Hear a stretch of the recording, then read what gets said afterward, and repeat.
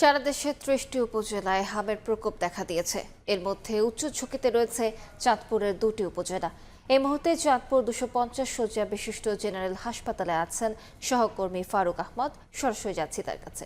ফারুক, দেশে ৩০টি উপজেলায় যে উচ্চ ঝুঁকিতে আছে হামের প্রকোপ, তার এই দুটি উপজেলা হচ্ছে চাঁদপুর সদর এবং হাইমচর।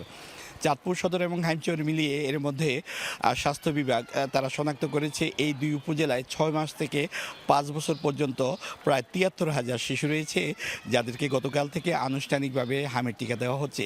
তো আমি এই মুহূর্তে আছি চাঁদপুর 250 শয্যা বিশিষ্ট জেনারেল হাসপাতালে, যে হাসপাতালটিতে গত এক সপ্তাহে অর্থাৎ গত 1 এপ্রিল থেকে আজ সকাল পর্যন্ত প্রায় 70 জন হামে রোগী ভর্তি হয়েছে। স্বস্তির কথা হলো যে এখন পর্যন্ত মাত্র 19 জন শিশু আছে, যাদের মধ্যে বেশ কয়েকজন সুস্থ হয়ে উঠেছে। এটি বেশ একটা স্বস্তির খবর।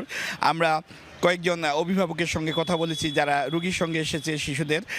তারা বলেছেন যে এখানে 3 থেকে 4 দিন থাকার মধ্যেই কিন্তু তারা অনেকটা সুস্থ হয়ে আসছে। আর স্বজনরা বলেছেন যে আসলে মূলত শিশুদের মধ্যে প্রথম সর্দি, কাশি এবং এক পর্যায়ে মুখমণ্ডলে লালচে হয়ে ওঠে।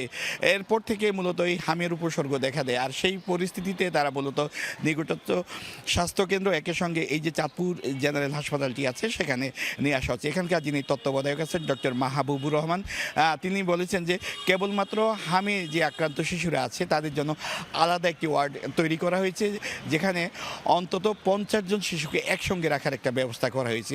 এটি বলা যেতে পারে যে এই হাসপাতাল কর্তৃপক্ষের একটি সময়োচিত পদক্ষেপ। আমরা গতকাল লক্ষ্য করেছি যে চাঁদপুরে যে আনুষ্ঠানিকভাবে চাঁদপুরে যে গতকাল এই হামে টিকা কার্যক্রম উদ্বোধন হয়েছে, সেখানে জেলা প্রশাসনের শীর্ষ কর্মকর্তারা ছিলেন, রাজনৈতিক নেতৃবৃন্দ ছিলেন, স্বাস্থ্য বিভাগের লোকজনও ছিলেন এবং তারা বলেছেন যে আসলে এই যে চাঁদপুরের হাইমচর এবং সদর উপজেলা একের সঙ্গে চাঁদপুর সদর যে পৌরসভাটি আছে সেখানে যে শিশুদের হামির উপসর্গ আসলে এটি তাদেরকে অনেকটা ভাবিয়ে তুলেছে এবং সেই পরিস্থিতি মূলত সরকার যে 30টি উপজেলাকে উচ্চ ঝুঁকিতে দিয়েছে হামের উপসর্গের জন্য, সেই পরিবেশটি অর্থাৎ আগে যে স্বাভাবিক অবস্থা আছে, অর্থাৎ যে হামের টিকা বিভিন্ন সময় শিশুদের দেওয়া হয়ে থাকে, সেই টিকাগুলোর কতটা কার্যকারিতা আসলে সেটা নিয়ে একদিকে যেমন প্রশ্ন উঠেছে, আরেকটি কথা হলো চিকিৎসকরা জানিয়েছেন যে 6 মাস থেকে 5 বছর পর্যন্ত যেই শিশুরা টিকা নিয়েছে